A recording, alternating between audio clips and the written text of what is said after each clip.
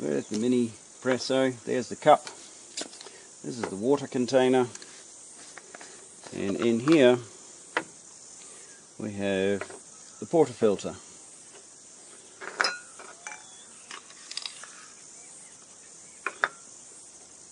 So we'll just fill that up.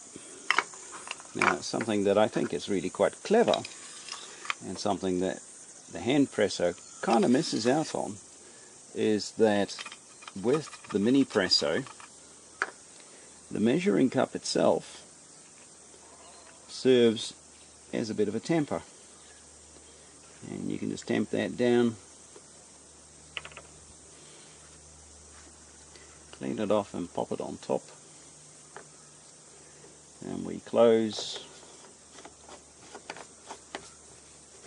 the coffee compartment, put the hot water in here.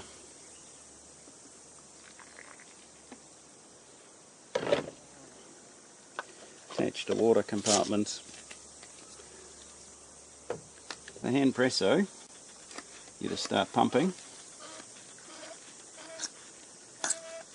and